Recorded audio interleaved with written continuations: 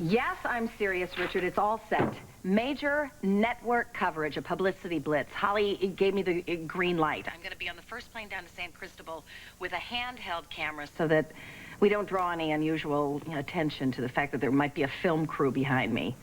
Well, you've thought of everything, haven't you? Should I come straight to the palace as soon as I land? Yes, you're visiting your sister, and that should be innocent enough. If you have any problem at all, you call me on this number, all right? You know, maybe we should make an alternative rendezvous point just in case. A cafe? The cafe, right. Good idea. Oh, by the way, Cassie would like you to interview her as well on a human interest level. My interview being more political by necessity. That Cassie is always thinking. She can say the things that you're too modest or too gentlemanly to put out there, right? She can get right to the people's heart. Edmund won't even know what hit him. Reva, if Edmund catches wind of all this, he will try to stop you. He won't stop me. I've waited too long to get back at him. Be careful. I will. I'm perfectly aware of what exactly your brother can do to someone. I will be in San Cristobal by late afternoon. Okay? Yeah. See ya.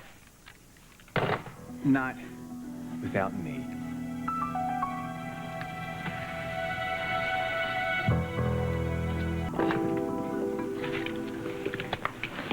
I'll see to the stitches. You wait here for me. You look very dashing in that cape. Oh, yes. At least covers the blood stain. The thing I found in the trouser case. Yes. Yes. Excuse me.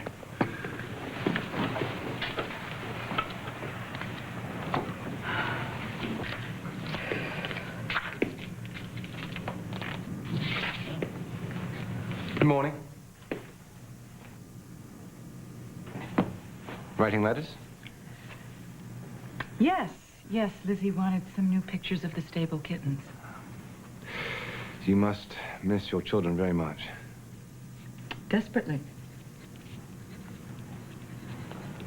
And then why are you here, Beth, with Edmund? Something that I can do for you, Richard? Actually, there's something I was hoping I could do for you and your children. And that is? Bring you to your senses before it's too late.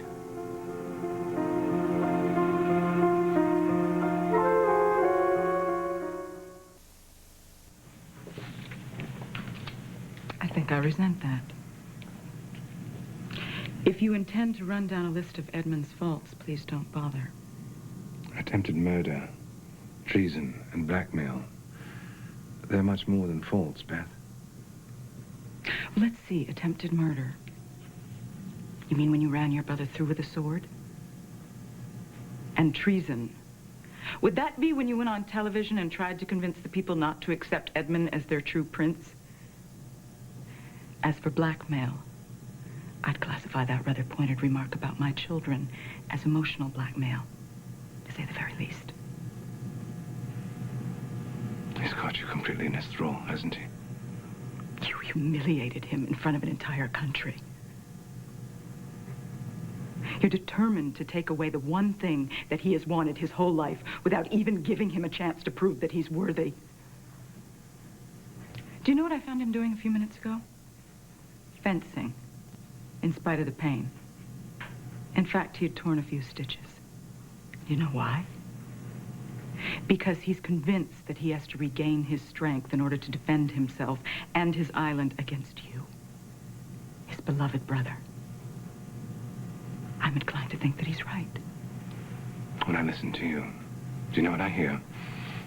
I hear myself making excuses for him all those years. And now he has you.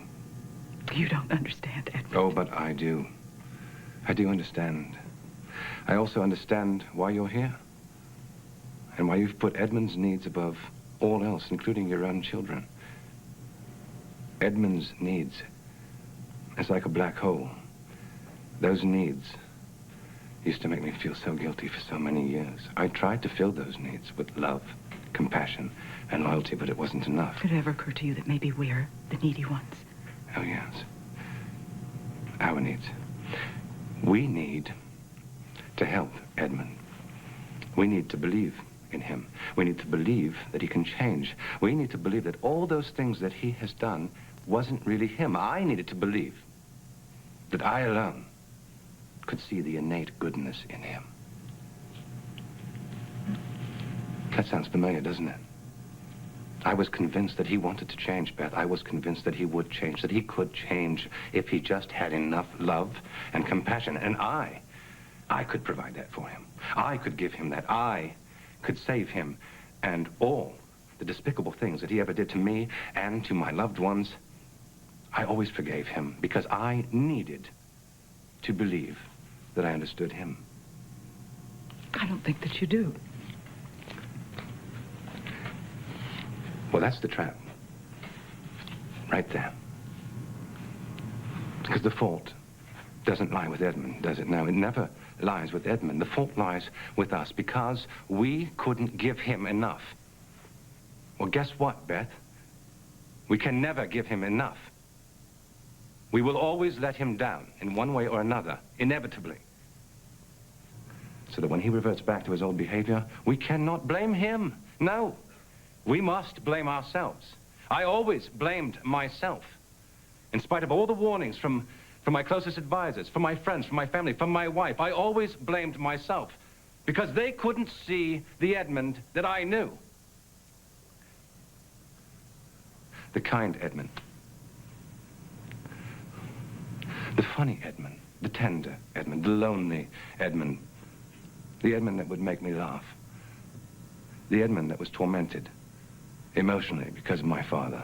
The Edmund who loved me. But how could you turn on him? My God, you almost killed him.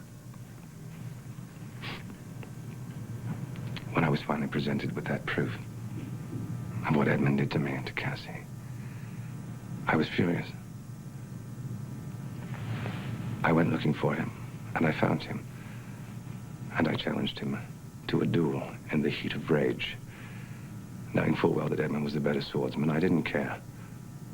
We started to fight. And after that first flush of battle, I finally regained my self-control. I put my sword down and I told him enough, no more. I tried to stop. But Edmund did not want to stop. And Edmund would not let me stop. We continued to fight. And he had a chance to kill me. He had a chance to finish me off. He had a sword right here. And as I looked into his eyes, at that moment, I could see nothing but pure hatred. But he did not kill me. Now he changed the angle of his blade and he sliced my shoulder. Then he backed up and he started shouting at me, taunting me, yelling hateful and cruel things about Cassie. It was as if he wanted me to kill him. I attacked. And when my sword finally hit home, this time when I looked into his eyes, do you know what I saw? Triumph. Sheer triumph.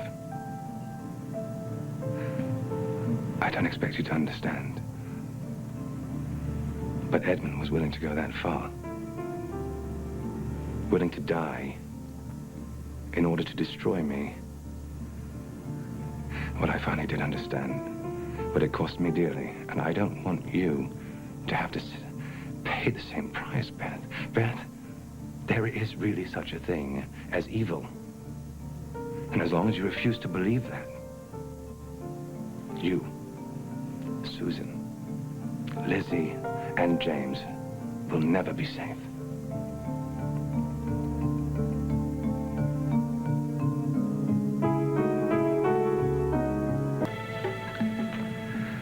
The situation here is near boiling point, Beth. Things are going to start to happen, and when they do start, it's going to happen very fast. There's a lot at stake here. As a matter of fact, there are lives at stake. I do not want one of those lives to be yours. Please, leave now, before it's too late. For the sake of your children. Don't say any more.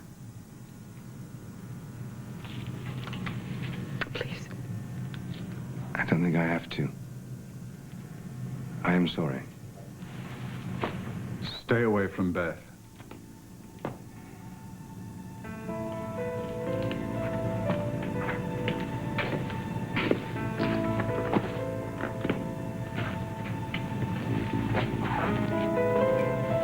What did he say to you?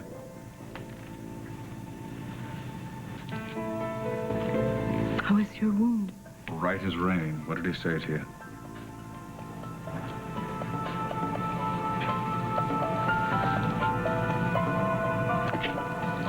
That you're a danger to me and to my children. That I should walk away and never look